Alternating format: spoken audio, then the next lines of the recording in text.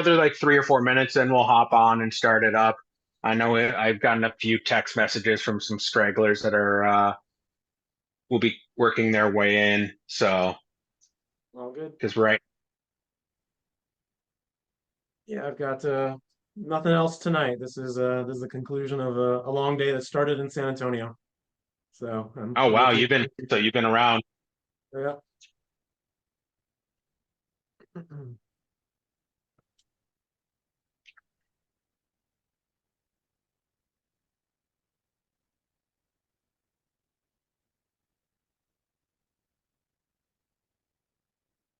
With the Venezuela that we sent you, initially you were going to be the first to get to try it, but then we ended up pushing the session back.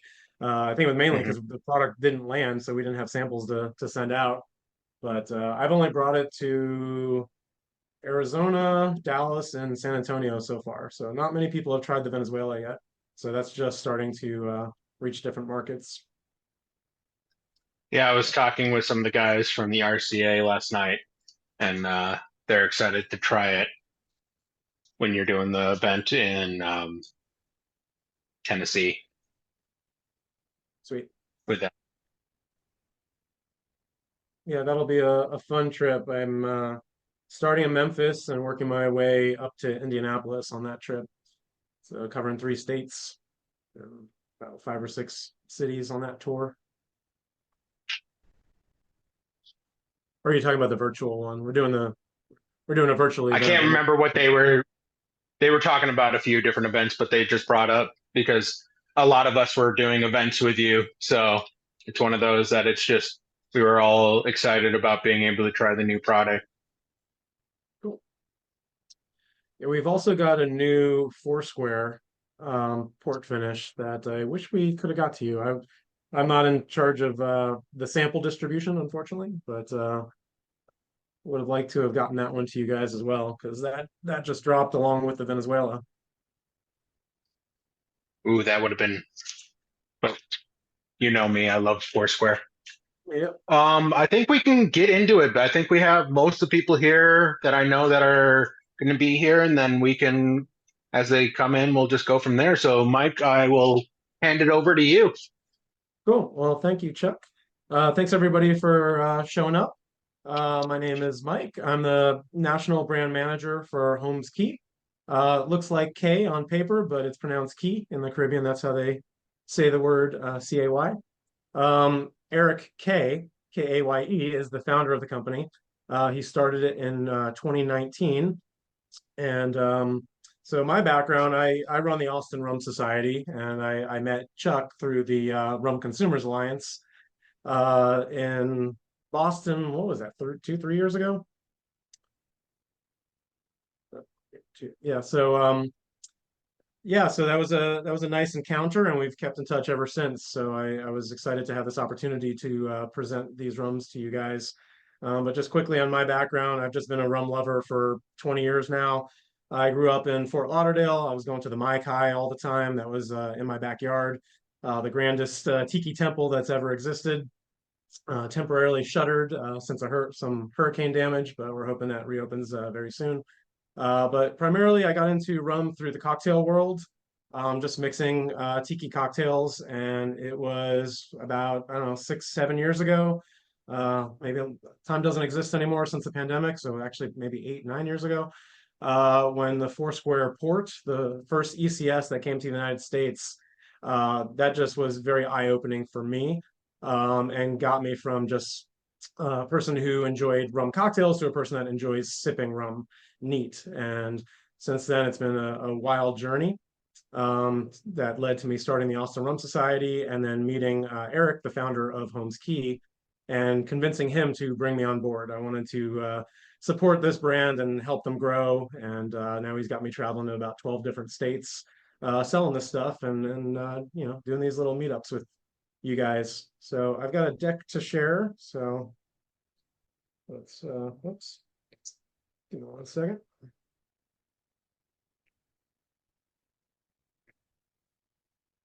Cool. All right. So Eric started this company in 2019. Uh, His background is in the music world.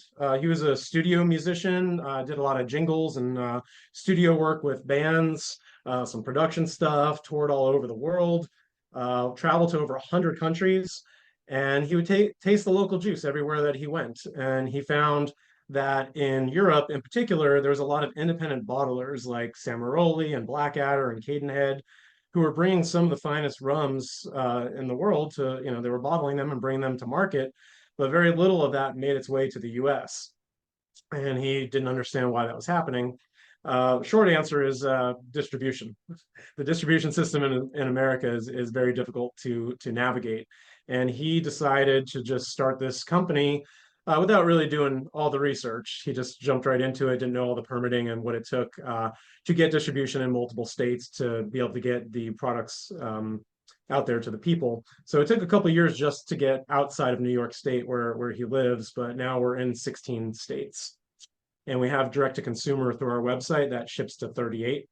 But the premise was to bring the world's finest rums to the U.S. market, completely unadulterated, so no sugar, flavor, colorings, no additives whatsoever.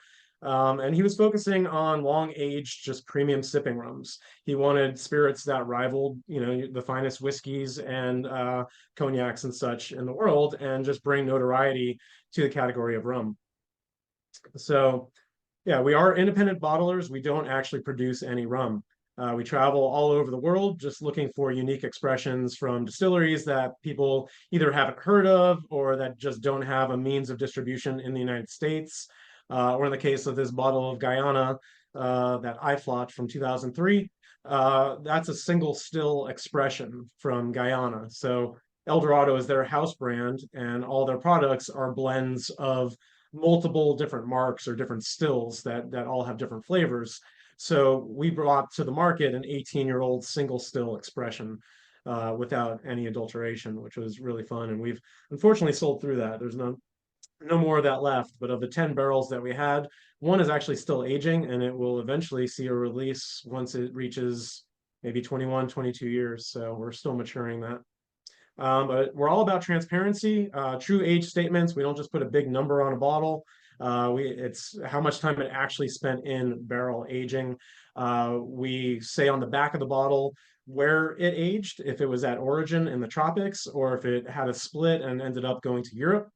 Most of the independent bottlings out of Europe, they buy from like third-party merchants that are based in Liverpool or in Amsterdam. So there's two companies been around for a very long time that have been supplying independent bottlers. We're trying to kind of flip the script on what independent bottling is.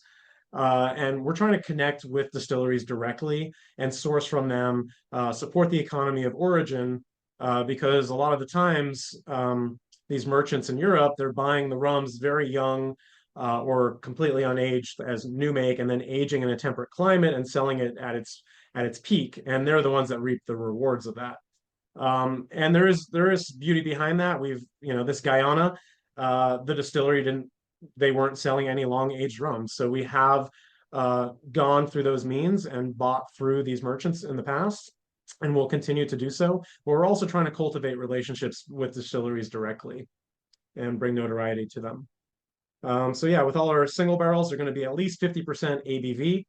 We want to make sure there's more rum than water in your bottle. If you go below 50% ABV, you have what your ABV is how much alcohol versus how much water.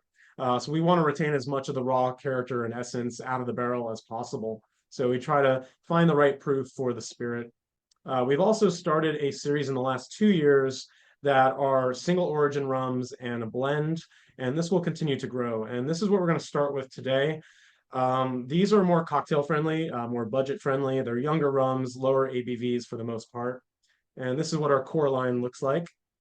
So we have the first two that we're trying today. And these are new packaging for these first two. If you're familiar with the brand already and have seen our heritage blend, if you can see me on screen, this is what the old bottling looks like. So it was called Exotico Edition. So this was actually done in conjunction with a bar in Miami, a tiki bar called Exotico.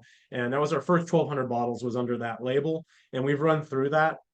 So now the new mainstay is this amber bottle, and it's just called Heritage Blend. It's the same exact formula, just a new packaging that is more cohesive with the rest of the series. And that Fiji used to have a different label as well. That was the first rum we ever brought to market that wasn't a single barrel. So we didn't have the one that Chuck is holding up there. So we didn't have an identity yet for this series. So now it's more cohesive. So the blue, green, and red, these are our single origin rums, and the heritage is a blend. So there we go. That's both of the images of the rum. So if you guys want to go ahead and pour this, Chuck, did you give everyone the key of what's what? So that'll be the green sticker one for everyone if you don't have your little cheat sheet. So this is kind of our just everyday all around workhorse rum. It's we call it entry level because it's only 43% ABV, which is still a smidge above a standard bottling, but it's the lowest proof of any spirit that we've ever released. And we call it Heritage Blend because we have three unique traditions of rum producing within this bottle. So we have Barbados rum from Foursquare Distillery. We have Venezuelan rum from Santa Teresa, and we have Martinique Agricole rum from St. James Distillery. So a little bit of cane juice rum, got molasses rum, column still, pot still. It's all encompassing every world of rum, all coalesced together. It's very approachable and sippable on its own. But where this really shines is in cocktails. That's what we created this for. Eric spent 9 months of R&D just messing with the ratios of how much of each component to put into the blend, what age of those rums. We don't put an age statement on this because it is a blend of three different ages. It's primarily about 3 to 5 year rums in there. But yeah, this is super approachable. It won a daiquiri competition in Chicago. The Beverage Testing Institute did a daiquiri challenge with Plantation 3 Star and Denizen and all the usual suspects. And so yeah, it was cool to see it succeed there on a blind jury. It also received a score of 96 from wine enthusiasts. And any of the other rums last year that scored a 96 were at least double the price. Most of those were high-end sipping rums. You don't see a lot of mixing rums scoring a 96. So yeah, it's just a good workhorse rum. Anyone have any thoughts, comments, concerns on this one? I don't know if I can see the chat while I'm shared, so feel free to yell at me if you have For anything to for say. being intended to use in cocktails, that is a real nice drink to sip on, in my opinion. Absolutely. It's funny because when I first started sampling this to people, I would kind of downplay it. Like, yeah, it's fine to sip. But I see the reaction of people when they taste it, and they're like, wow, this is really good on its own. So it makes a great mojito. It can hold up in an old fashioned. He asked me, he's like, do you think this could hold up in an old fashioned? I'm like, no, it can't. It's not old enough. It's not high enough ABV. And then I tried it and I'm like, oh yeah, this actually works. So my favorite riff, if you like rum old fashions, I do maple syrup actually instead of like a simple or a turbinado. Just a quarter ounce of a grade A maple syrup and a couple dashes of pimento bitters, if you can find the Dale DeGroff pimento bitters. And that is just a lovely cocktail. Uh, Come the fall, I'll do a split base with Laird's Applejack, the bottled in bond. Just do like an ounce of this, ounce of that. Uh, Lemon or lime. I think is actually a little bit better in that application, and simple syrup, and just do a daiquiri like that. But yeah, it's very versatile. Just it's easy to mix and blend with other flavors. What are the rums pretty in that are blended in this one? Are they pretty equally balanced, or is it more of one or one of the So others? Eric still won't reveal that to me. I feel like in the blend they taste really balanced. Like you can pinpoint, you get like the floral fruitiness from the Santa Teresa, you get the grassy earthiness from the Agricole, you get the toasted coconut and caramel from the Foursquare. Like you can really pinpoint all the elements within the blend. But I'm pretty positive it's not like a 33 and a third of each of them. But he's not revealed what. I mean, he was back and forth for 9 months to develop this, and so he doesn't want to share his secret. It's But also, understandable. It's just one of those. It's just a beautiful rum. yeah, super lovely.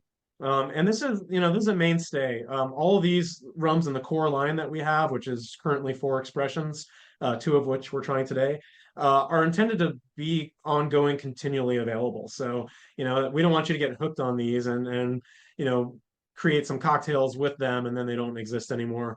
We've got like 10,000 bottles of this right now, and for a brand the size of us, there's a substantial amount to go around, and we can keep continuing to make this blend. So it'll be around for the foreseeable future.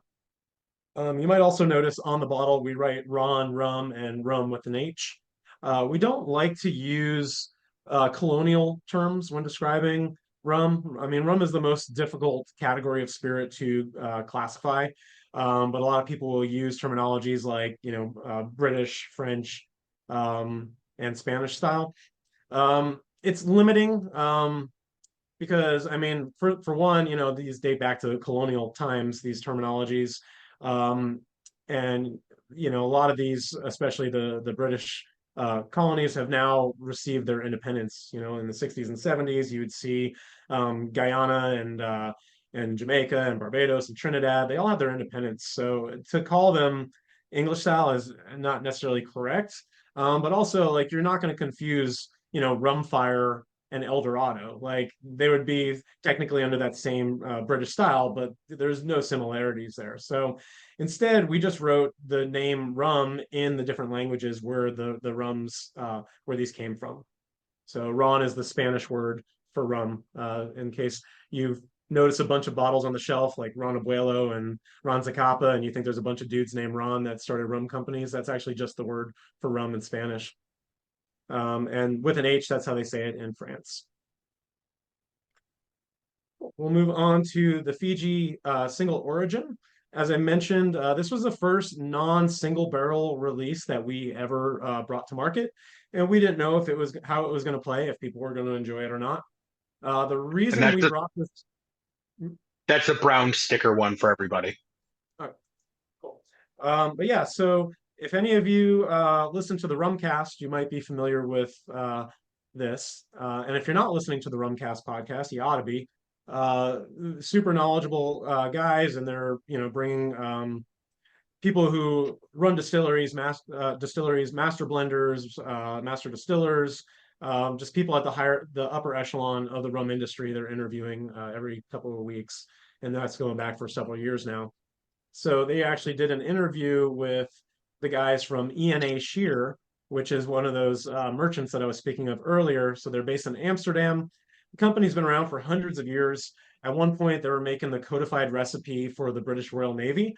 So there was a standardized rum that would go on every naval ship.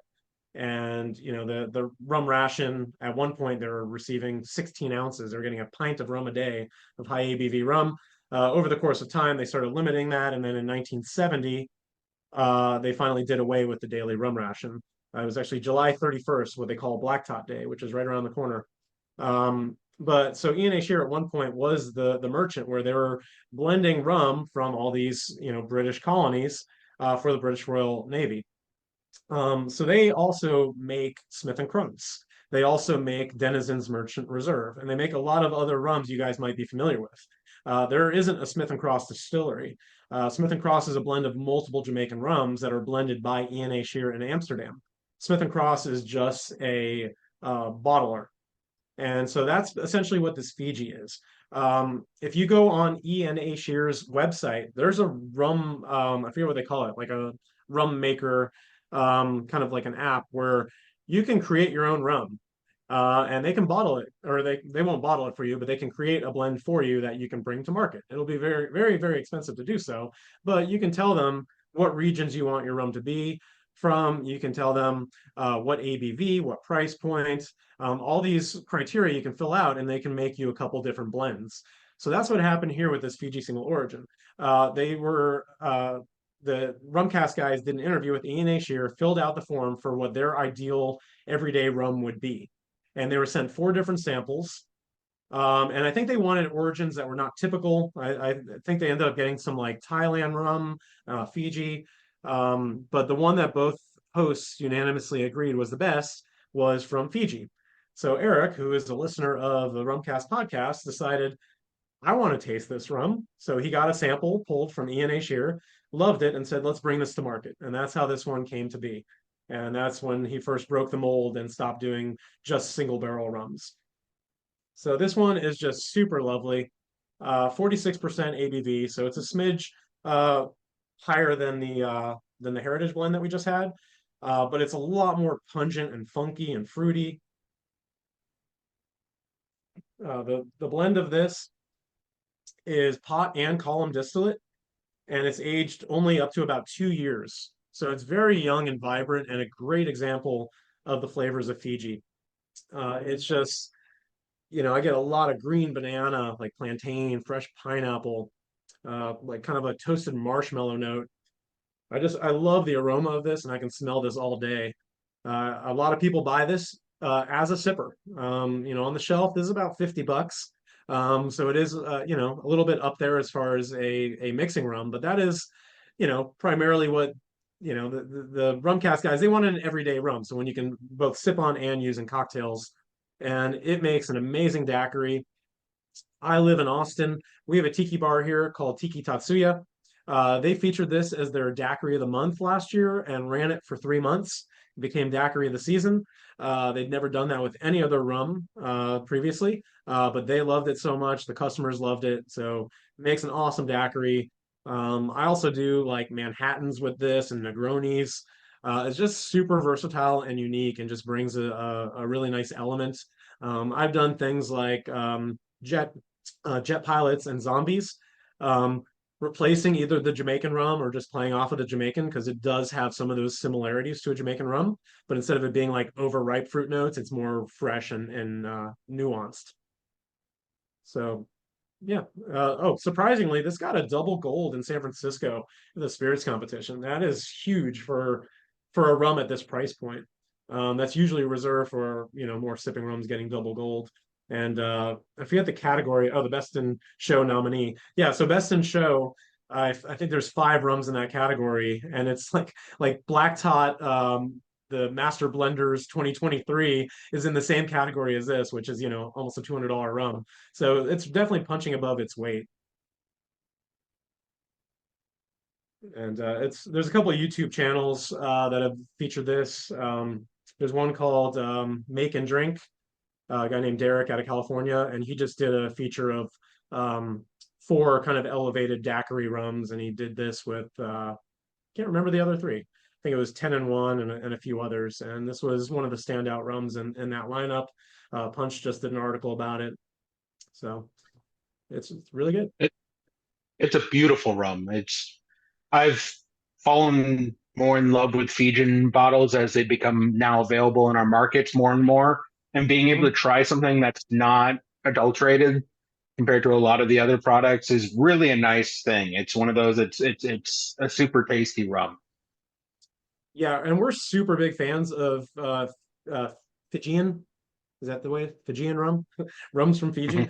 Mhm. In addition to this, which is a mainstay, we're, I believe, on our third 2,000 liter batch of this. So we're going to make this as long as we can get, the rums to make the blend, which may eventually run out because there is a brand that kind of has a stranglehold on what's coming out of Fiji right now. But I feel like this is the most representative of the flavors of Fiji because it is completely unadulterated and it is so young and vibrant, so youthful, and it's nice flavors. We've done 17-year Fiji as well. That one, I don't know if it's still on our website because we've sold out of it. There's a few bottles still floating around with different distributors. But if you can get your hands on our 17-year Fiji, it's dynamite, and it would be a lot trickier. But we also had a 21-year Fiji. We only had 1 barrel of that, and it sold out right away. And that's one of my favorite rums I've ever had. But we've just bought a couple more barrels of it's a 2009 vintage. That's a 13-year Fiji that will be coming to market.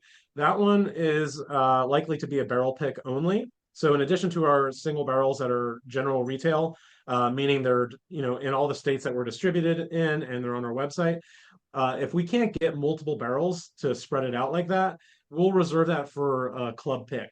So rum clubs, bourbon clubs, retail stores that want to do a barrel pick. So we've got some 2009, 13, or maybe it's 14-year rum from Fiji that is dynamite, and we're looking for a club that would want to support it. Mike, And then we have a question from Brennan. He's asking, does single origin have a standardized definition at Holmes Cay? Or sure. is it a single distillery, Holmes single Cay. country, single region? So when we say single origin, we're referring to a single distillery at a certain location. So in Fiji, it's really easy because there only is one distillery in Fiji, South Pacific Distillers.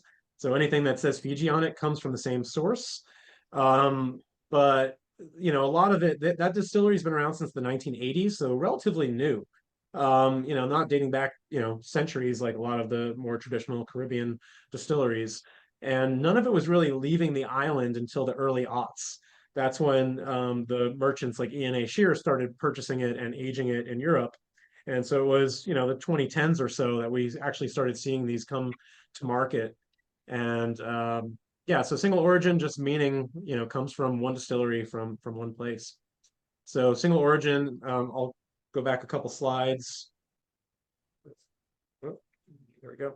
So yeah, so in addition to the single origin Fiji, we have single origin Reunion Islands. So these are both from a distillery called Savannah, and we just love the rums that they're doing. Or yeah, sorry, brain was not working there. We love the rums that they do there. There's 3 distilleries on the island, but Savannah is our favorite. So single origin coming from that one estate.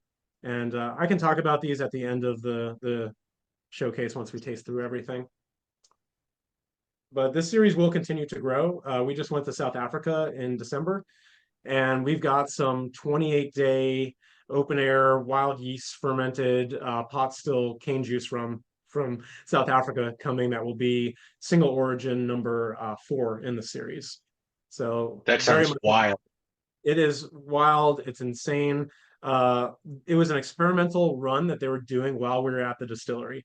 We flew out there. We've done a couple. We did 4 barrels of single casks from South Africa from Moba Distillery a couple years ago, and they sold out immediately. And we had not gone to the distillery. They sent us samples, cask samples, and they said, "You want to buy these?" And we said, "Yes, we do." And that's how that happened. And other independent bottlers who have bought from the same distillery, that's how they've done it. We were the first to ever actually take the trip and fly out and check out the distillery. So we spent 2.5 days going through the aging warehouse, and he's only got about 120, 150 barrels. It's not a big operation. And we probably tasted through about 50, 55 barrels. And we picked the ones that we enjoyed the most. And then when he went to show us the stills, which are hand built. The guy is a mechanical engineer by trade, so he built his own cane crusher, his own stills that are 200 liters big, and he's trying to make new ones because his fermentation tanks are 1,000 liters. So he's like, why don't I make 1,000-liter stills? So those are coming, but for the time being, he's got 3 200 liters. But yeah, so he was experimenting with this 28-day ferment cane juice rum that just, I mean, it was bubbling up and looked insane in the ferment tanks. And it was dripping off of the still at like 87% ABV. And we got to sample that. And we said, we will take 1,000 liters of this. So it's going to take a minute for him just to even finish that run because it's such a small operation. He has to cut the heads and tails. So he's only getting, from that 200 liters, he's only getting a small portion of the hearts that are usable. So, then he's got to wait the 28-day cycle again. So it takes a minute for him to produce that much rum, but we hope to have it by the end of the year. That's intense. Absolutely. Cool. Moving on to single barrels. So you can identify our single barrels by look beyond like our core line are taller, slender bottles, where these are shorter, squat bottles. They'll always say in big letters the country of origin and the vintage. So we are all about transparency. We let you know, if you can see on this Barbados port cask, it says below that distilled at Foursquare Distillery. We have the cask number, when it was distilled, when it was bottled, how much time it actually spent in the barrel. So it's a true age statement.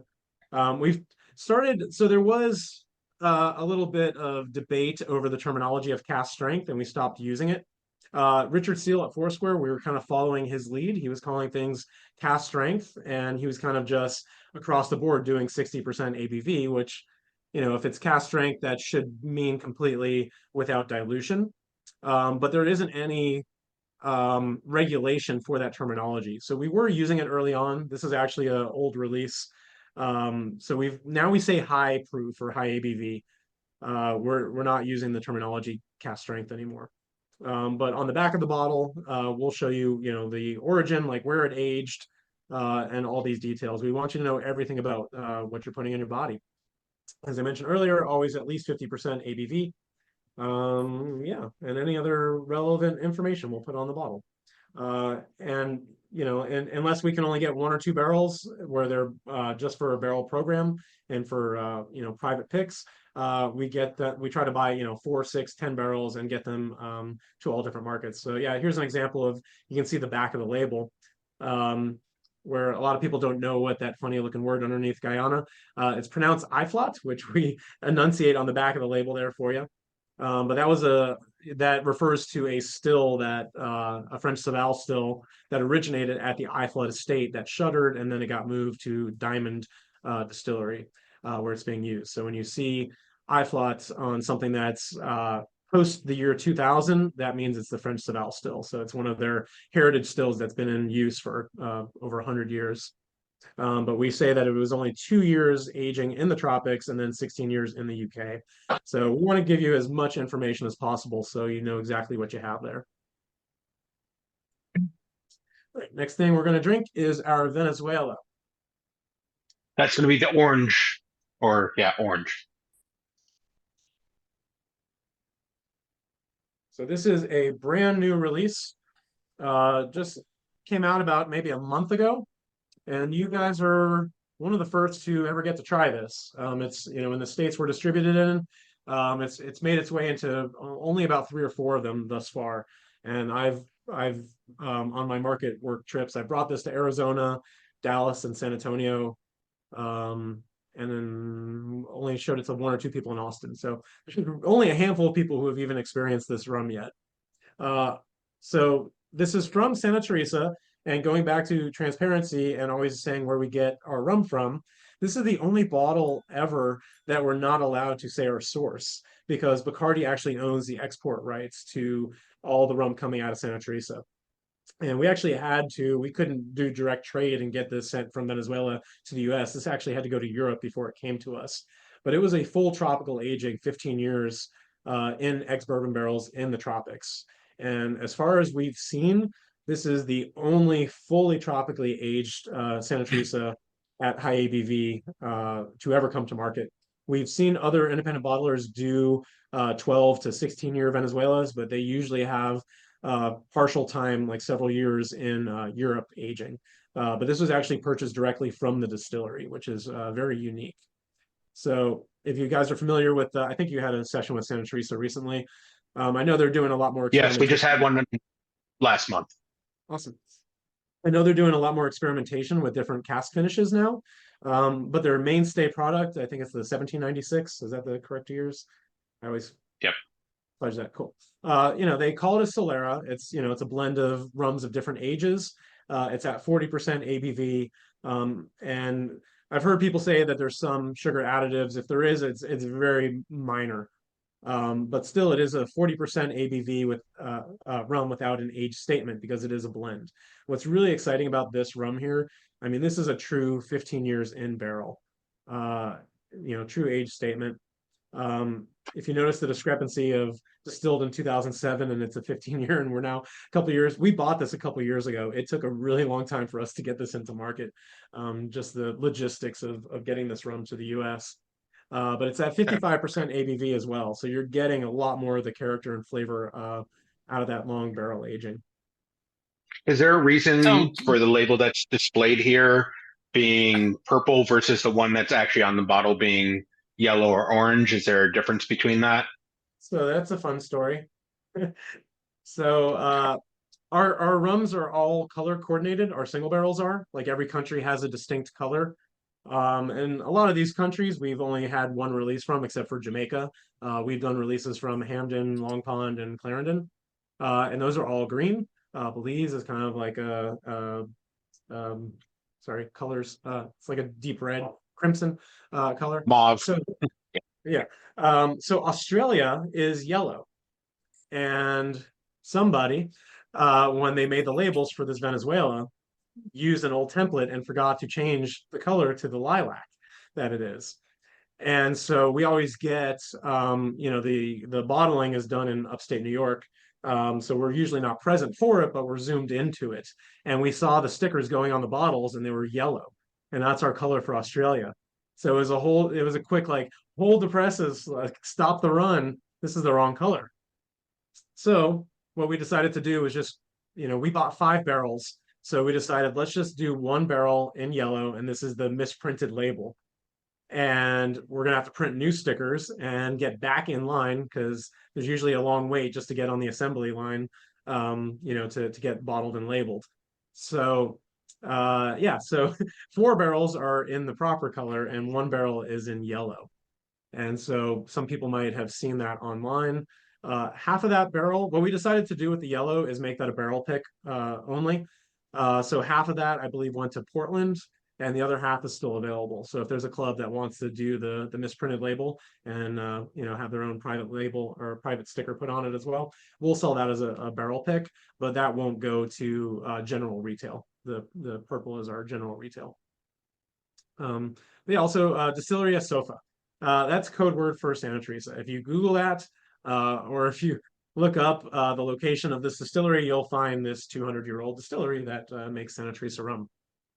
So unfortunately, and that's the same on our heritage blend that has Santa Teresa in the blend. We're not allowed to disclose that, so it doesn't say it on the bottle. So, since you're not allowed to disclose all this, it took several years. You have to export this to Europe. Why? I mean, other than the amazing rum that we're tasting right now, obviously, but like, what motivates you to go into Venezuela to get this and to deal with all these restrictions and everything else? And how did you, as a group, how did you like initially stumble into this rum and then decide that this was going to be something you're going to keep bringing to market? Sure. And I don't know if it's something we're going to keep bringing to market. This might be a one and done. We bought 5 barrels, Okay, and sorry. we might not buy more. But we're just trying to find, again, like I said, with our Guyana rum, a lot of people are familiar with El Dorado, but they've started actually listening to kind of consumer demand and have started doing single still releases. So we're seeing a trend of distilleries taking notice to what independent bottlers are doing. And what often happens after that is they'll stop selling to us. So like, well, why are we selling you this stuff when we can just release it ourselves? And that's totally fine and suitable, and they have every right to do so. They're the producers of the rum. We're just trying to put unique expressions in front of people in the US market. So the world has never tasted a 15-year Santa Teresa before. So that's the impetus for it. And I think also, when we found our Belize rum that we're going to try next, and how because a lot of people, if you're drinking uh, like a South American or Central American rum, a lot of that style is typically low ABV.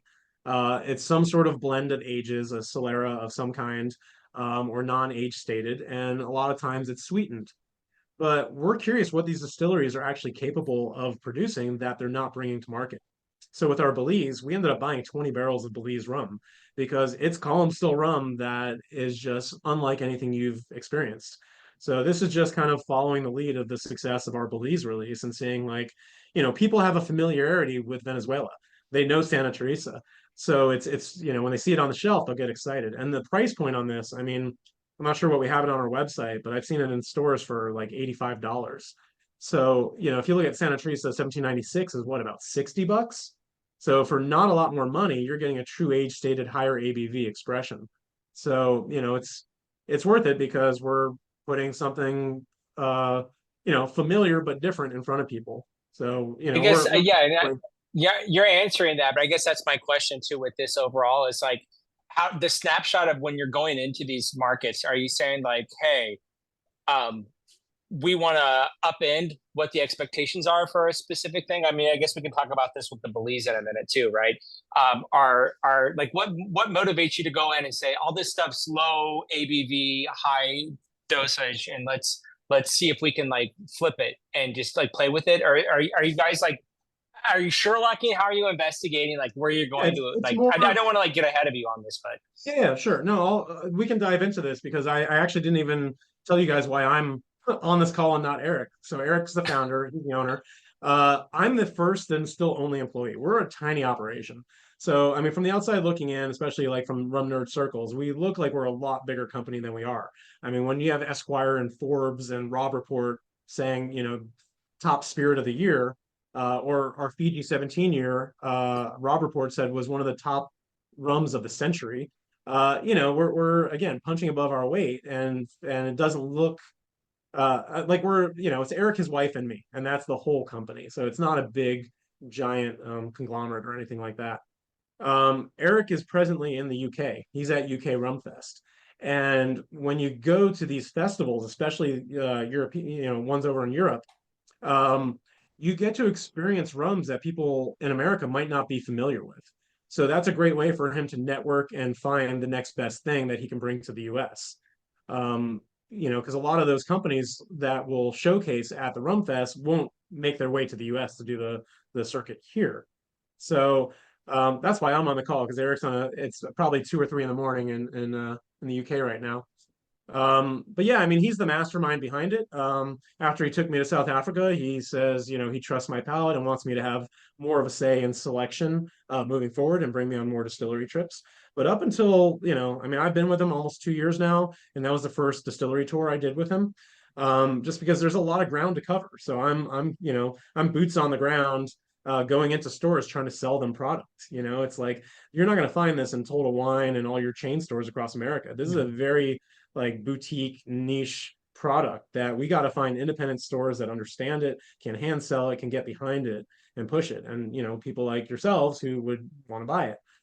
So that's the majority of what my role is. So Eric's the one that's trying to find the unique expressions.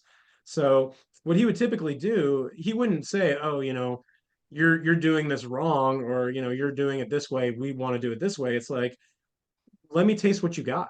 He's like, he'll go and visit a distillery and talk to the owners and the master blenders and distillers and see what the production process is, and say, take me to your aging warehouse. And, he'll try samples and he'll be like, I'll take this one, and this one. And that's kind of what we did when we went to South Africa. We picked 7 barrels that we loved out of 55 that we tried. So eventually those will make their way here. So if we want to move on to Belize, we can talk more about the process with Belize. Was there any more questions you had on that topic? Cool. All right, so And that'll last be the pink sticker. but not least is our Belize. So as we were saying, in most of these distilleries in South America are doing the sweetened, low ABV, young rum expressions. There's actually 4 distilleries in Belize. 2 of them we discount. Eric went to the distilleries and said, show me your aging warehouse. And they looked at him funny. They didn't know what he was talking about. These distilleries distill up to 96% ABV, which technically is, sugarcane vodka. Like if you're above 95%, you've gone, like to essentially purity, you're no longer rum. Like the criteria to be rum in America, it has to derive, or rum in the world, has to derive from the sugarcane. So that could be molasses, it could be cane juice, or like a cane syrup. It can't be sorghum or honey or any other sweetener. It has to come from the cane. So it has to be released at minimum 40% ABV, but it also can't be distilled above 95%, because then you're just kind of, you're essentially a neutral grain spirit at that point. So 2 of these distilleries in Belize, that's what they're doing. They're distilling to purity, and then they have a laboratory, a sterile laboratory, where they're adding flavors and colors and all these different elements to make their products. So, that's what Eric does. He went to Belize, he goes there all the time, he goes snorkeling and everything. And he's like, I'm going to check out all the rum that there is here. And 2 of those distilleries, he's like, well, we're never going to buy from them. The 3rd distillery is called Kapali. They're doing really interesting stuff with cane juice. They're not widely distributed in the U.S., but they are in the U.S. And the oldest stocks that I've seen released, and I could be wrong because it's been a couple years since I've seen their stuff on shelves, but was 2 years. They're kind of a boutique upstart new distillery. So they don't have anything that we can really work with that we'd want to bring to market. Plus, they're already in the US market. The other distillery is called Travelers, and they've been around since the 1950s. It's third generation family owned. It's three brothers operating it. They all hate each other. They don't get along. They bicker like crazy. We've somehow cultivated a relationship with them. And if you look at this image here, this is their stills. So these are manually operated column stills. This is not like an industrial, like continuously running operation. That third still doesn't even run. It doesn't even operate. So they're not distilling up to purity. There's character in this rum when it comes off of the still. But if you go to Travelers Distillery's website, you'll see a plethora of products. They have a lot of liqueurs, flavored things, and they have several different rum brands, including 1 barrel or sorry, 5 barrel. I think it's 5 barrel. It used to be in the U.S. market. I used to see it in Florida when I lived there. But it's a 40% ABV, like 5-year rum. It's fine, totally suitable rum. But a lot of the rums they have are 36% ABV in that market with highly sweetened and flavored. That's just the nature of how they drink rum. But they had some barrels that just didn't fit the profile for the blends that they create. So they kind of just cast them off to the side and forgot about them. And then Eric, a decade later, goes to check out the distiller, the aging warehouse at the distillery, and found all these Weller barrels off in the corner. He's like, "What are these?" And he tasted them, and he's like, "I've got an audience for this." And so he initially just bought a couple. He bought 15-year-old 2005 Belize rum and brought that to America. And getting back to the Rumcast, every year they have a year-end review, and they rate. They have a bunch of different categories, like best agricole, best rum up to 5 years, best blah blah blah. Then they have best overall. And the only year that unanimously the judges who don't converse prior, they just vote on the categories and then they reveal it on the show. They both unanimously agreed that 2005 15-year Belize was the best overall rum of that year. So suddenly everybody wants Belize rum. So Eric went back and bought all the other barrels that were, in that like 13 to 16-year range. So 20 barrels in all. And so we had a 15-year 2006. Now we're at the 16-year 2006. We had barrels of 07, 8, and 9 as well. The 9s are all sold out. We've still got some 7 and 8s. And those are typically barrel picks. So I've sold in Texas alone, I've sold a couple of those additional barrels of different vintages. But this is our general retail, is our 16-year. And yeah, so that's just going to distilleries and seeing what they have. And what was really awesome is after Travelers saw the success of our 15-year 2005, they had more barrels of that. And before we got back there to buy them, they finished them in sherry cask and they released it under their own label and called it 1981. If you can find a bottle of that, it's stunning. It's basically our 15-year rum or their 15-year rum that we bottled, but they finished it in the sherry cask. They made 1,700 bottles and let us import 300 for them to the US. So the rest are in Belize. The ones that we brought here sold out immediately and are in super high demand right now. In Belize, they're not selling though, because again, it's that high ABV, long aged rum is not to the palate of the people that live in Belize. It's not what they're accustomed to. So they're having trouble selling it there. So they want to come up with an intermediary product that's somewhere in between what we're doing and what they're releasing. So there's been talks of doing something that's like an 8-year age stated 45 to 50% ABV product. And that would be something that we can import to the US for them. That would be under their branding, but just to be able to hit a different market. So that's something they hadn't considered doing previously. So, cultivating these relationships, supporting them as much as possible. With this Belize rum, not only are we buying it, at origin, at its peak, paying, them for producing it at its height, at its peak, at the highest value, we actually send our glass to Belize and bottle there. So instead of the barrels being shipped to New York and us bottling in New York like we are accustomed to, we're further helping, the distillery and the economy of the area by using their facility. So we're bottling and labeling in Belize. which is super cool. And I don't know any other distilleries, independent bottlers doing that. But it's all about, these long-standing relationships and cultivating that. So this is much higher ABV than anything else we've tried tonight. It's 122 proof. Um, this also got double gold at the San Francisco challenge. And it says gold, but that's actually supposed to be platinum at the International Spirits Challenge 2023. That's Fred Minnick's competition. And we scored platinum. So for a rum to get platinum there is pretty badass. So people are taking notice of this Belize rum. But I will say there's a finite amount of these long aged ones. They don't have any other supplies of this age, which is why we decided to scoop it all up. It is a beautiful rum. Many people have brought up like caramel and buttery, and I can't disagree with them on that. It's absolutely wonderful. The nose on it is fantastic. Absolutely. Yeah, this I will say this is the bourbon drinkers rum. It's 16 year, it's tall and still rum, long aged in ex-bourbon barrels, but it's actually Weller barrels. It's back before anyone cared about Weller. That's what they were using to put their rum in. But yeah, it's super rich. You get those vanilla and caramel notes for sure from that long tropical aging. Fun fact, they at one point, unbeknownst to them, were losing 13% a year to evaporation. They weren't monitoring their loss because they weren't releasing long aged rums, so they didn't even think about it. But once they started paying attention, they're like, "This is insane." Uh, they insulated the warehouse and got it down to 7%. But a long portion of the life of this rum was, you're extracting so much flavor out of those barrels, and in that tropical climate, when you're losing that much to the angels. I can see why it's coming out at 61% then if you're losing that much water at that point. So that's actually the ABV that we brought it down to. That's where we find it most comfortable. So it actually was higher, and we brought it down. A lot of the rums will actually come out around 70 or above, 70% or high 60s. We try to find the right proof, right ABV for the expression, where it retains as much of the raw characteristics and essence, but it's still approachable.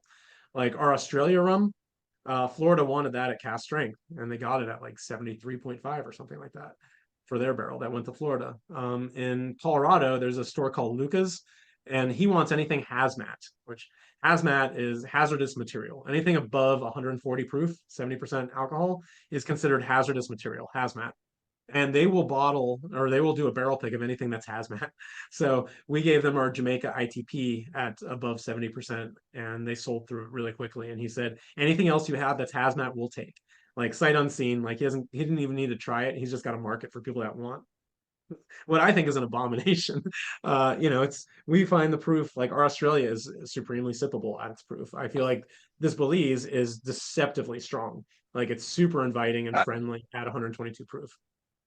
I had to read the label a couple of times just to make sure I wasn't seeing 5-1 instead of 6-1. Yep. Yeah. So and these rums are, enjoy rum the way you like. I mean, if by all means, if you want a cocktail with these single barrels, you can do that. But if you find the proof to be a little much for you, you can add a splash of water, a drop of water. You can put a cube in it to chill it. But we just try to find where we find it most approachable, and then you could take it from there if you want to bring it down any further. But if we dilute it too much, we can't bring it back. You're losing the essence of it if we go too far. So that's all the rums that we're drinking, but I have a few more things to show you that are available. We're not too low on Australia. We've still got one more barrel to sell through. We had several of this one. This is from Ben Lee Distillery. They're the oldest distillery in Australia, been around for over 130 years. If you've seen other independent bottlers that have brought an Australia rum to market, it's more than likely from this distillery. They're doing pretty much the best rum out there. One exception, I don't know if you guys have tried the Dead Reckoning Killick, but that is some supremely cool stuff. I believe it's cane juice rum that's unaged in pot still, and it's like bubblegum, fruity, wild stuff. And I believe it's a new distillery. So that just recently came to the US market. But for the most part, like Transcontinental and a couple other independent bottlers have brought Australia to market.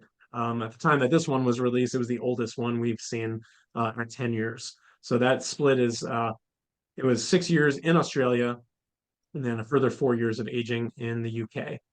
And it's 100% pot still. You can see this image here. Like this is a very antiquated pot still. It doesn't look like uh, the more traditional pot stills that you see today. And the flavor profile on this, I've had people tell me it reminds them of Irish whiskey, Speyside Scotch, Calvados, cognac. Like it's such a unique profile that it doesn't remind anybody of rum. It's got this like kind of coastal sea breeze salinity to it. It's also, it's high ABV at 61%, but also drinks politely like the Belize does. It's got a lot of like eucalyptus and menthol notes. It's a really, really lovely rum. So we might have this available for another 6 months or so before this one depletes through. And we've also got, this is a different Barbados port than the one I showed previously, the one that said cast strength on it. Notice this one says high proof. So we love how well Foursquare rum and port mesh. If you've been paying attention to Foursquare from its start in the U.S. market, the ECS #2, which was the first U.S. release, was the port barrel, and that was back then that was 40% ABV, and it was kind of a game changer in the rum world, just based on the quality of what that distillate was. The ECS series has only had one other port release to date. So, Richard's done tons of sherries, he's done Madeiras, he's done a lot of other things, Calvados now. He's only done two ports, and we find that to be shameful because Foursquare and port goes so well together. So we've actually gotten the Richard seal of approval on our port finish Foursquares. Yeah, Detente, or however you want to say that one, Detente. That was the last port that Foursquare did, and that one's probably hard to get by now. So we want to every year introduce our version of a Foursquare port. So this is actually the third iteration we've done. So this is 2012 vintage, and it had aged 8 years in ex-bourbon barrels in Barbados, and then we sent it to New York to our warehouse, and that's when we put it into port barrels, and it aged for an additional 18 months there. So this one's super rich and robust. You get tons of dried fruits. It's really lovely to sip on at 55% ABV. So this is brand new. This and the Venezuela dropped at the same time, and this should hit shelves at about $100. That's a great price point for that. Yeah, and I forget which color it was, but if you pay attention to the ECS, they're color coded. There's 4 different colors of ECS. Like there's green, and there's I forget what all the different colors are, and I have the map somewhere. But they do their vintages every year. That's their 12 years, 60% pot column blend. Started in the 2004 vintage, they're up to the 2011. Then they have their long aged ex bourbons, and then they have their longer aged. I'm not going to say secondary maturation because they typically age entirely in whatever the secondary cask is, and then they blend that with their ex bourbon barrels. So it's not a secondary maturation, but those are long aged. They also had a series that was like, oh crap, why am I drawing blanks on names right now? But yeah, they were the ones that were like 12 years and younger that also had a different cask. Richard stopped doing that series. He's not making it anymore. So this kind of fills that void because you're not going to find Foursquares under $100 anymore. Like the vintages, the 2011 and so forth, those are going to be a smidge above 100 now. But you're not going to find any Foursquare ECS under $100 because he's not releasing those younger expressions anymore. He's only focusing on the longer age stuff. And he used to sell us barrels that were, 14, 15 years old, 16 years old, and he's not doing that anymore. So we can only get our hands on 7 and 8 year barrels. So every year we do a port, it'll be a different vintage, a different age, a different time that it's spent, that the rum spent in the port cask. But we just always want to have one of these in market because they work so well together, those flavors. When you say they're, ITP. oh, sorry. When you say they're port finished, are you using actual port barrels or seasoned with port? Yeah, port barrels. Yeah, so previously, Hot so topic barrels, in the whiskey world right now. So yeah, so barrels that previously held port. So this is our Long Pond ITP. This one is running dangerously low. We only have about 4 6-pack cases of this, and this one is going to be gone forever. Super delicious rum.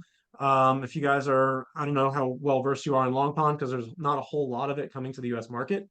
But they've been around for a couple hundred years, just like Hamden and Worthy Park and other distilleries of prestige like that. And just like Hamden and Worthy Park, primarily sold bulk commodity rum to blenders and bottlers. It wasn't until very recently that these distilleries have started their own brands. So Long Pond actually, after the release of this, decided to start their own brand for the first time. Uh, they're still getting their footing. They ended up doing the exact same release as what they sold to us. They sold us these 15-year, like fully tropically aged barrels. ITP designates the rum mark. So if you guys have seen like the Hamden 8 Marks collection, like rum marks are essentially recipes that get a range of esters. And every distillery, it's a proprietary name that's usually a few letters. That's somebody's name that came up with that recipe. So esters are your flavor compounds that you create primarily during fermentation. The higher the ester, the more funky and wild it is. ITP is actually a very low ester mark. It's only about 120 esters. So by Jamaica standards, very, very low. That's not to say it doesn't have tons and tons of character. It's just not super funky, fruity. It's more on the savory, earthy side. It's actually kind of gamey. I get like marinated meats and like dark bitter chocolate. It's a really unusual flavor profile, unmistakably Jamaica, but just a different brand of funk. So yeah, but Long Pond started their own brand doing doing a 2007 15-year ITP. Ours is 56% ABV. The one that they release under their own branding is 45% ABV, and on the shelf typically hits at about $30 to $50 higher than ours, which is really interesting. They could have, they sold us the rums that we released. They could have sold theirs for far less, but they're just like Hamden for a minute, they were trying to figure out, pricing. They did that 11-year L Rock that was like $180, which just doesn't equate on paper. They're people are figuring it out. They're new to this. So I wish them all the best. They're not selling us rum anymore because they want to release it themselves. So that just makes us have to go find another distillery, and that's what's happening with several of the distilleries we've worked with. We help bring notoriety to them, and then they want to just do it themselves, which is great because we want to put their best foot forward, and that's what we're trying to do here. So more power to them, and it just makes us have to search all over the place. Like we've done rums from obviously South Africa, as I mentioned, Mauritius, which is out in the Indian Ocean, Reunion Island, which is right next to Mauritius. We'll go as far as we can. Rum can be made anywhere in the world, so we're just trying to find really cool, unique stuff. This is a fun one. Does anybody remember 10 Cane rum from about a decade ago? This was a project from Moet Hennessy. They wanted to make the world's finest rum. They wanted to compete with Bacardi, doing a cane juice rum from Trinidad. There you go. Chuck's got an old bottle. Yeah, those are getting exceedingly difficult to find on the shelf.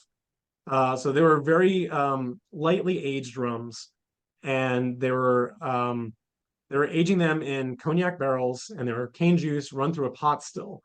And they thought this would take the world by storm. And honestly, it was way ahead of its time. After several years, they just abandoned it. They sold all the equipment and shuttered the operation. A bunch of barrels laid to rest there, and we bought, I believe, somewhere between 12 and 20 of them. And we're going to do the vertical. So last year we released the 10-year. This year we did the 11-year, and actually that was, yeah, the 12 year is right around the corner. So every year we're going to release another barrel and see how it progresses over time. So super fun stuff. Very highly allocated because we're only doing about a barrel every year. So that should be on our website. Is it 12 year going to be 2 years in New York then, and 3 years and 4 years in New York, or is Yeah, it still hanging out in the UK? Yeah, so it's in New York now. So the original 4 years was at Origin, and then the merchants brought it to the UK, and then we bought it from the merchants. So all the additional aging is going to be like the first one we did, we didn't age it at all. We bought it and we bottled it. But then the other barrels are still aging. So then we took one of those that spent 1 year in New York, put it in a bottle. So next year's 12 year is going to be 2 years in New York. All the additional aging is going to be in New York. And there's a lot of discussion of tropical aging versus continental aging and what's better or what's right or whatever. You want to see things age at origin, but that doesn't necessarily make it better or worse. It's just different. You know, for me personally, a lot of rums, if they've aged tropically at origin for over 12 years, they could be over oaked, you know, and especially if it has a very unique distillate, you know, if it's something like those wooden stills that they have in Guyana, or if it's, you know, pot still Jamaica, you know, if you have 12, 15 years of tropical aging, you're losing some of the essence. You know, same thing with like agricole or cane juice rum. You know, you get those vibrant, earthy notes on the younger rum. So if you put it in a tropical climate and you're extracting so much out of the barrel, it could still be lovely, but it's just not expressing the raw distillate. But if you take those same rums, age them in a temperate climate in the UK, or you know, somewhere in Scotland or something like that, it just takes on a different, you know, it's not going to take on as much color. It's not going to take on as much flavor. It's more kind of just caressing the raw distillate. And depending on, you know, what you want or what you like, I mean, there's nothing wrong with either way or having a combination of them. The one thing that is to be determined is what New York aging does. Because, you know, in the tropics and the Caribbean, you know, you're hot and humid. In Scotland, you're cold. In New York, you have a massive fluctuations in temperature. So, you know, seasonally, you know, you're pulling, extracting, you're doing, you know, a lot of different things in the woods. So, especially with this series, with this Trinidad, as we see how it progresses as it gets older with the New York aging, we'll see what we're capable of here. And same with those that port cask Foursquare. That was 18 months in New York. We previously did a Premier Cru Foursquare. That was a 14-year Foursquare. It was 12 years in ex-bourbon, 2 years in a Bordeaux cask. And Richard Seal said, "Don't do it. It's not going to work." We sampled him after 1 year, and he's like, "It's not as bad as I thought it was going to be." Which from Richard is, you know, that's not an awful compliment. But after a second year, he said, "Yeah, that's not bad," and that was a very limited release we did. So that was 2 years aging in New York. So we'll do more and more experimentation in New York, especially because a lot of these distilleries are holding on to their older stock, so they're only selling us younger stuff. Getting back quickly into our single origin series, we have two from Reunion Island from Savannah Distillery. Reunion is a speck on the planet. It's about a 32 by 24 mile little island in the Indian Ocean off the coast of Africa. It's between Madagascar and Mauritius. And yeah, if you zoom in on Google looking for Reunion Island, Madagascar looks like a continent compared to it. It's a beautiful island. It's volcanic, it has nutrient-rich soil. It's full of like fjords and just they're growing tons of cane. It's the most shark-infested waters on the planet. You're actually not allowed to go into the ocean there because you will get eaten. But it's beautiful, and they make awesome rum. For the most part, they make kind of standard molasses rum. Their prime export is France. They are owned by France. They're one of five French overseas departments, and the other ones are all Caribbean. This is the only one that's not mainland France. That's in a different locale. But you know, Reunion Island is about as far away from America as you can get. It takes 3 flights and 30 hours to get there. It's very, very remote. But owned by France, so they export a ton of molasses rum to France from Reunion. Only about 2 to 3 weeks out of the year do they make a couple specialty products. They make their agricole rum and they make a Grand Arome rum. So the agricole, it does follow the French AOC. Every one of those French islands has a separate document, AOC protection. You know, just like they protect their cognac and their champagne and their cheeses, the French are very proud of their products. So they have regulation defining a locale that it comes from and specifics of how the things are made. So this agricole from Reunion Island has a document saying this is the regulations and guidelines you have to abide by to be called an agricole rum. And it's different than Martinique or Guadeloupe's document because it's specific to plots of land and cane varietals. So this tastes unlike any rum from the French West Indies. It's just, you know, different soil, different climate. It's just, this is more briny and earthy. It almost drinks more like a Claren.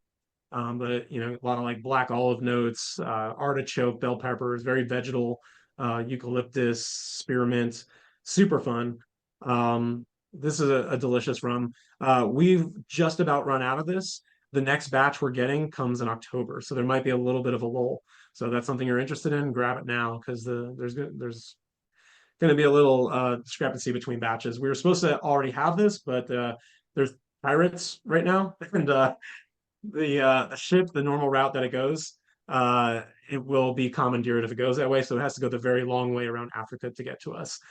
But yeah, we only got 1,000 liters the first year. This year they made us 2,000 liters, and hopefully we see that trajectory going up. We have an exclusive contract with this distillery to get a parcel every single year. And again, it's a very much a specialty product that they make because they only make it a couple of weeks out of the year. So we're really lucky to be able to have this in the U.S. And the Granderone, this is the one that everyone went ballistic for when it came to market last year. So Granderome is also an AOC protected style of rum. There's only 2 distilleries left in the world still producing a Granderome.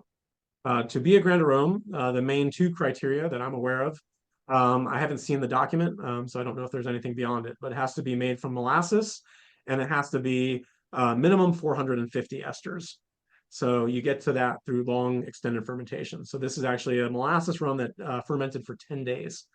So it's actually reached 500 esters. So if you've had rum fire, that's what Jamaica 500 esters looks like. This is what middle of nowhere esters 500 esters looks like, and it's wild. It's untethered. It's 57.5% ABV. Super fun to cocktail with. And just getting back to like tiki lore, the original Trader Vic's 1944 Mai Tai. After Trader Vic ran out of that 17-year Ray and Nephew Jamaican rum, started using the 15-year version, ran out of that, and started having to figure out ways to replicate the flavors of those rums, started splitting his Jamaica rum with a Martinique rum.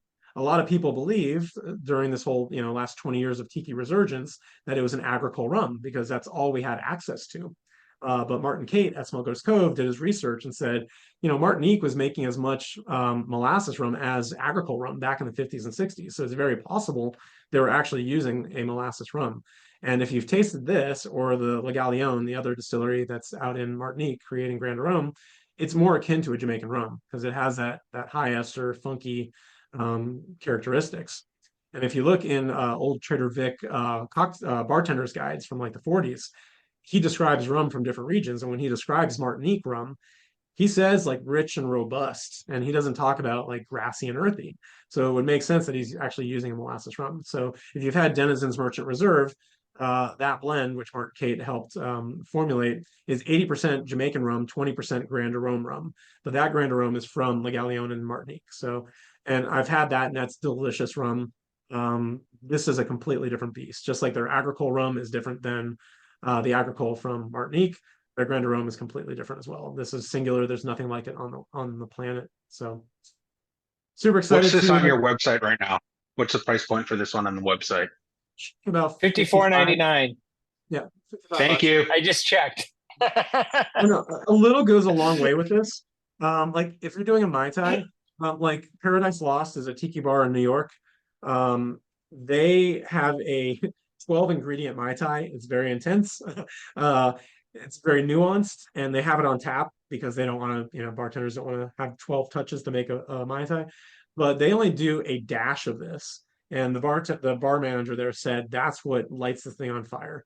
Like you can use this as seasoning. I've had people use our heritage blend in a Mai Tai, do a 2-ounce pour of that, and then just a bar spoon of this, and it just elevates it. It gives it that extra heft that you need.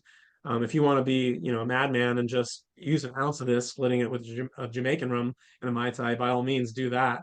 But a little goes a long way with this. It's strong in its flavor profile and its ABV. Cool. There's the link to our shop. We ship directly to your doorstep anywhere in Minnesota. So, yeah. So Derek here. So you can ship rum to us in Minnesota? Yeah? Absolutely. No. Okay. If you go either scan that QR code or just go to that URL there, it has the states that we can't ship to listed, and Minnesota is not one of them. So anything that you've tried today that you like, you can order to your doorstep. So can I ask, can you go back 2 slides to that one? No. Nope. Yep. Go forward one more, that weird one. Green pepper and olive. So I haven't tried this one yet, but is it there's a rum out there called Barbosa Grogu. Is it like that? Like it almost tastes like it's a martini already made out of a bottle? 100%. Okay. Very much so. This is very briny. I've told people like just chill and dilute this and you got a dirty martini. Yeah. Okay, It's perfect. I love it. I it's mean, it's just yeah. unbelievable. I let people try it, and they're like, "This isn't rum." I'm like, "No, it's rum. It's just really weird rum." Yeah, I've had people tell me that people that are not that initiated into rum that are trying this. This is our most polarizing thing we've ever done. People are just like they sometimes can't get their brain behind it, and a lot of people just have an aversion to olives, and they're just like they'll be like, "There's a note in there I don't like." I'm like, "Is it olives?" They're like, "Yes," because it's so distinct, and It it's like is. black olives. It's like black canned olives. It's so distinct. But yeah, it's like a dirty martini. But I've had people say it reminds them of a mezcal, and you know that sort of makes sense. You know, mezcal is basically you're something of the earth. You know, agricole rum. You know, you're chopping these cane stalks as low to the ground as possible because that's where the highest concentration of sugar is. Right. So you know when you're crushing it, you know you're getting the flavor of the land. So it totally makes sense that you know agave lovers can get down with something like this. And I'd say like if you're into like Rivers, Antoine, or Rumfire, you'd totally be into the Grand Rhum. You know, if Okay. you're just exploring white rums, like you know from Haiti, like the Clarins and stuff like that, and the Grogu, like either one of these, I think are going to be in your wheelhouse. Great. Definitely Cool. excited to go online and get one of these because yeah, that'd be. And for anyone that didn't see the chat, I am going to send out an email for a group buy to make everything a little bit cheaper. So if you want to do that, I'll send out emails and we can arrange for a larger group buy to save on shipping and stuff like that. Yeah, and I believe there might be a deal where if you spend $100 or $200, you get free shipping. So if you guys want to combine Mike, on that, Mike, you could. I saw on your website that you had a 3-pack of the old Exotico with the old label on it. Is that true or? That's a great question that I don't have an answer for. Oh well. I mean, I um, guess I could just press order and find out what happens. So Yeah, let me send a message real quick to see if I get an answer to Eric's wife. I'm gonna try not to disturb Eric at 3 in the morning in the UK. Yeah, Oh, and then he's probably nursing some hangover from trying all the wonderful rums over there. mhm. Yeah, hopefully I get an answer for you quickly. And that's I'll okay. say the question about the artwork. Yes, that is cane stocks. So it's kind of like a geometric. Let me get back to like the four of them together. So yeah, so like I said, we did change the bottle design on or the label design on the Fiji and on the Heritage. So now it's all cohesive. But you can see it looks most closely on the Heritage like cane stocks, and this is just kind of a which yeah, on the original Fiji that Chuck is holding up, like there were actual cane stocks on there, so we're still playing off of that, but now it's just an artistic rendering. So which with the single origin series as it grows, it's just going to be different colors and different shapes in that vein. But thanks for catching that. I've had people say, "Is that supposed to be alligator skin?"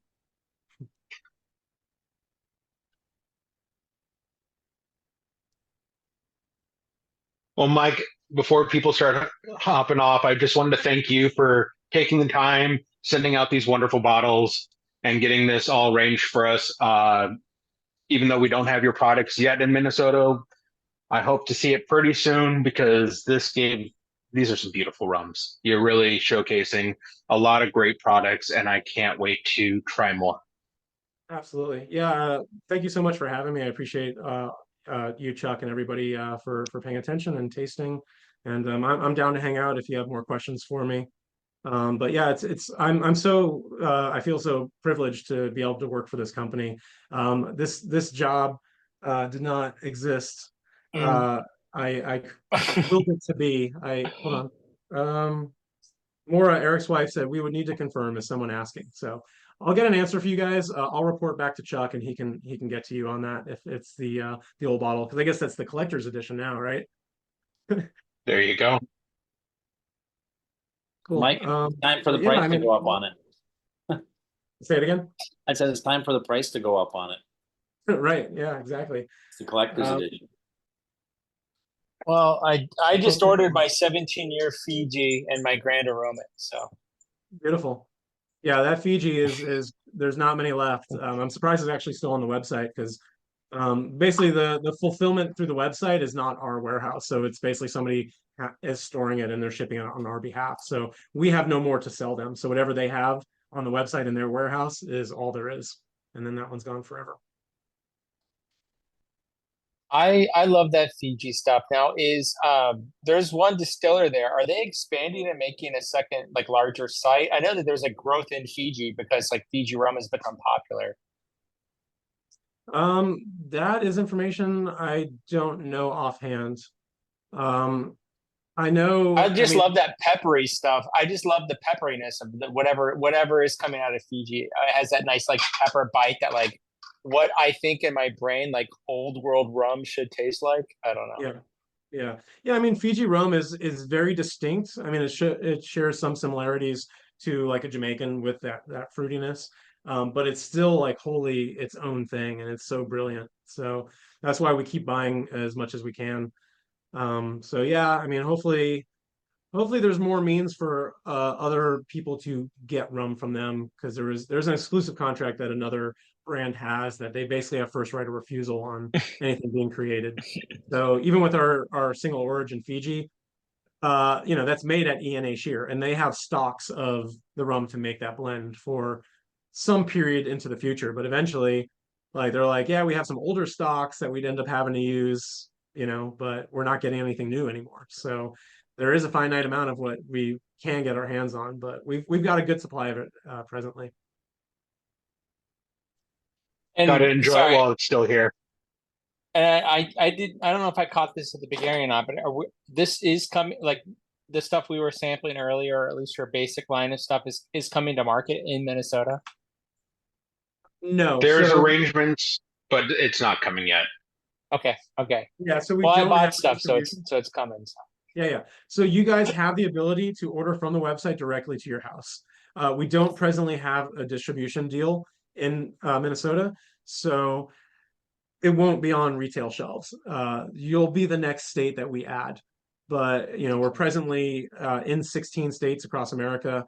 That there's Eric, he's off in the UK and doing that business and running the operations while I'm circling through all these states and all these cities and trying to sell it in person to stores and bars and restaurants. So we don't have the manpower to take on another state at the moment. We actually might be bringing people on to work New York and California um, soon. And it's we don't have a huge budget to to employ people either. So once we have more boots on the ground and we can actually, because we don't want to enter a state and then just not support it. Like if we can't get into the state and do events and hand pitch it to retailers, it's just the distributor is not going to be happy. It's not going to sell. It's going to sit in their warehouse. So we just want to make sure we're in a good position before we bring it into your state. No, and I know that I mean a lot of us have been questioning this because I guess rules have recently laxed in Minnesota. Like it's been historically hard to get alcohol shipped into the state. Mm. So it must be a recent change. I don't know. So we'll see whenever this actually shows up on my doorstep. Because I last time I tried to order something was a couple of years ago and I had trouble. So Yeah, I feel like in the last year, it's things have opened up to a degree. Because like Texas was another state that I couldn't get stuff shipped to, and now it's not a problem. And we're using the same fulfillment warehouse that a lot of other brands are using, and we've not heard any issues. So, but definitely keep me posted. If there's any delays or if something doesn't come to you, let me know, and we can talk to the fulfillment people and try to get you squared away.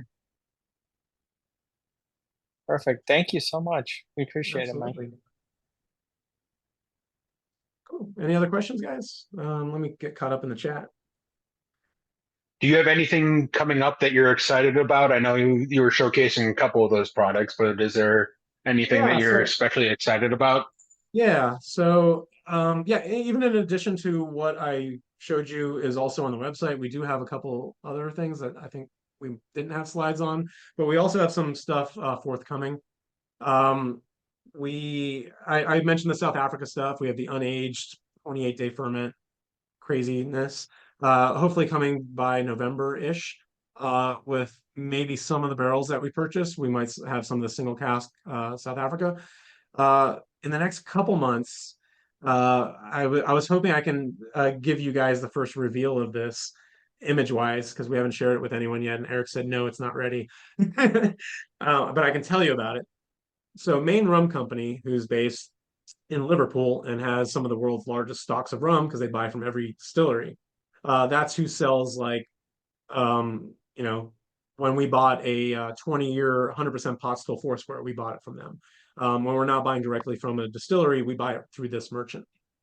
They had something called an infinity barrel, and they started it 23 years ago. So the youngest rum in this barrel is 23 years old. The oldest is 47 years old. And there are 13 distilleries within this blend, I believe, 5 of which no longer exist, including Caroni. This is going to be a very, very expensive product. It's by far the most expensive barrel we ever bought. And it's one of a kind. There is nothing else like it. They started putting some new make in it 23 years ago, but they're also putting aged stocks of just unique expressions, and they built it out. And they actually had 2 different barrels. The other one was mostly Spanish style rum, like South American stuff. And there's a bottler called Last Drops, and they bought that one. And they released it as a 500 ml bottle, and I believe retails $1,600 on that. We were hoping ours as a 700 ml bottle would hit shelves at 1,200. Well, we didn't foresee that the packaging for this that we wanted to create. I don't know if you guys have seen the Black Tot Last Consignment box. It's like a wooden box and it comes with a book. Chuck's pulling it down. Yep. So I had to send mine. I sent my box to Eric and Maura as an example of what we should do for what we're doing. So there's a book like underneath the bottle as well. And that, yeah. So we're doing a very similar showcase with ours. A wooden box. We have a full book that has information on every one of the distilleries that's in that blend, history on those distilleries. And there's a mix up with the size of the book and the size of the box. And this was supposed to have been released last holiday season, and it's still not out. And in the course of this time, we didn't think to take the rum out of the barrel and put it in stainless or something. And we weren't bottling it yet because we have a very unique bottle design. It has like an infinity emblem on it. It's not going to be our traditional labels that we have. So it's going to be beautiful. It's beautiful. I've seen it. I wish I could share it with you, but I can tell you about it. But we lost 10% of the juice in that year that it took for us to get this, which is significant. Oh, It's significant for how much we paid for this. So retail is probably going to be more like $1,500. And we've bottled 100 700 ml bottles that will come complete with the box. And anything left over, we're going to put in 200 ml bottles. So we have a feeling like if you guys, were watching Appleton Legend, the 17, like that went to NFTs and, everyone that bought it was reselling it or, inflating it. We don't want that to happen with this rum, but we know it will because that's just the collector's mentality. People are going to buy it. They're never going to open it or they're going to flip it. So we want the rum nerds to enjoy this. So whatever is left over after those 100 mils, those 100 bottles at 700 mil, we're going to put into the 200 mil bottles that will, just little taster bottles that will still be pricey, but, it won't come with full packaging. But if you just really want to get to try the rum, that will be your opportunity. love that. We were lucky in that we split the Black Tot Last Consignment, and that's how we made it affordable for a group of people to be able to try it. Yep. And we would definitely be down for doing a bottle split on one of those bottles if that's something that we can arrange in the future, because I think that would be a great time to be able to try that, because it's one of those things, when are you going to be able to try that again? Yeah, I've not even tried it. Eric's not even sent me a sample of it. So I eagerly await. But Black Top Day is right around the corner. So sadly, I won't have. Maybe he'll get me a bottle before. I don't know if I'm getting a full bottle. I don't know if I have to pay for it or what our arrangement is, because this is not like our usual product. It's so much more expensive. I was going to say this is a very special project. But yeah, if you want to reach out to me and when you know what's going on with that, we can start talking about that in the future, because I think myself and I know there's a few of the individuals on this, plus ones that weren't able to attend tonight, that would definitely be down into splitting a bottle. Yeah, I mean it's almost ready to go. I think it'll start hitting markets in about 2 months. So just keep in touch on that, and we'll make sure to reserve at least one for Minnesota. Question from Penn about Nashville. That's one of the markets I work a lot. Your best sources since Craft Brewed closed And man, Craft Brew did a barrel pick with us before they shuttered, like a year or two before, of a Mauritius rum. That was one of my all-time favorite rums that ever existed on the planet. Mauritius is out in the Indian Ocean next to Reunion Island. Um, they did. We bought 4 barrels, two from 2005, two from 2007, fully aged in cognac barrels for 15 and I think 13 years, and they were remarkable. And Craft Brewed was one of the stores that did that barrel pick. So they're gone now. Elixir in Spring Hill, it might be a hike. That is your best source for rum, probably in the state of Tennessee. Tarak, who runs the store, is a huge supporter. He's done 4 barrel picks with us. Every time I go into market, which I'll be there in a couple weeks, actually the first week of August, I'll be in Memphis and Nashville. So I'll have some tastings and events set up. But I always visit Elixir. He's a great store. There's also Woodland Wine Merchant, and they have a sister store, I think Woodland Sylvan or something like that, Sylvain. They just did a barrel pick of a Hamden OWH with us, and that just dropped about a month ago. So they're supporters, and if they don't have the expressions you're looking for, just ask them because they have access to it. Our distributor in Tennessee has everything. So if the store is sold out, just ask them for the one you want, and they'll bring it in for you. And also red liquors should have a few expressions. But yeah, if you have a different favorite store, just ask them to bring it in, and hopefully they'll get it for you. I definitely support the ones I mentioned. Yeah, 2005 Mauritius. Oh, well, yeah, I mean, like I said, it's, this is ever evolving. Our single barrels, by nature, they're limited. So as things deplete through, we'll bring new ones to market. Our core range hopefully always stays available and continues to grow as well. So we've got a ton of products. We've got 10 or 11 or 12. I don't even know right now. We've got a special Worthy Park. I don't know if it's on our website, but if you go to Curiata, we did something in conjunction with the Rum Fest in New York last year. Eric did a tasting panel, and it was a blind jury, and it was samples that he hadn't purchased yet from Maine Rum Company. And unanimously, the jury picked this Worthy Park. And so we just bottled it, and it was sold at New York Rum Fest last month. But there was like 17 cases that didn't sell at the festival. So I've gotten some of those into Tennessee. I'm bringing some into Texas. And then Curiata, the website Curiata has those as well. And I think that's about $100 bottle. So if you're into Worthy Park, it's our first ever Worthy Park.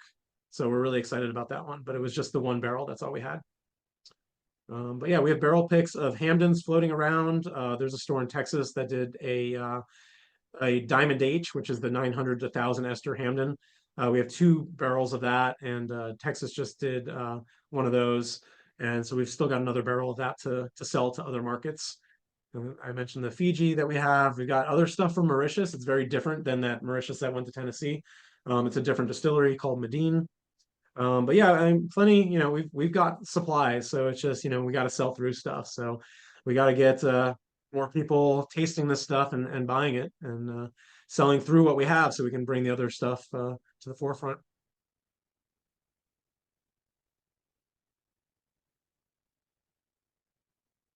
Cool. Anything else before I split? Nothing here, Mike. I appreciate it greatly. Absolutely. Super informative, Appreciate super, that. super fun. Sweet. Again, Mike, thank you again for arranging this, helping me get this going. And this was a wonderful tasting. It was very educational. It's Awesome. fun to see what you guys are doing because you're handling it in different ways that are not a lot of other bottlers, independent bottlers are doing it. And I really love how clear you guys are doing it, making it super, letting us know exactly what we're drinking. And I Yep. love that. The more information I can get about a rum, the better. Yeah, and the thing, that's the uphill battle is, um, there is no regulation of what needs to be put on a label, right? So if a bottler or a distillery is putting sugar or glycerin or colors or flavorings or anything like that, they don't have to disclose that, which is wild. I mean, alcohol, spirits are essentially poison when you boil down to it. We're putting poison in our body. It's not healthy for us. But through ingenuity and in centuries, we've honed it to make it at least taste good and enjoyable. But if you buy a tea or a soda or any consumer product that you're consuming, it has to have nutrition facts. It has to disclose what's in the packaging. Not so on spirits, which is wild. Like all it takes to make rum is three ingredients. You need your source material, which is your cane, whether it's molasses, cane juice, or whatever. You need yeast and you need water. Like those are the only three ingredients that should be in a product. If you're adding sugar or anything else, you should be disclosing that because you don't need anything else besides a still to make rum. So it's just a shame that there's the TTB in America or just some other overseeing power doesn't require people to disclose anything beyond those three ingredients. So yeah, we'll always be additive free, and any other information that we're legally allowed to share, we will. But in the case of Santa Teresa and a couple other instances, we're just not allowed to say it on the bottle. We can tell you in person, but we can't, publish it.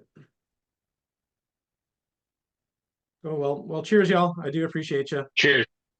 Well, thank you very much, Mike. You have a wonderful evening.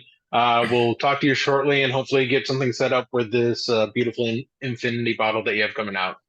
Awesome. Cool. Have a great Thanks, night, guys. Mike. Thanks, Cheers. Chuck. Have a great Thanks, night. everyone. Thank you.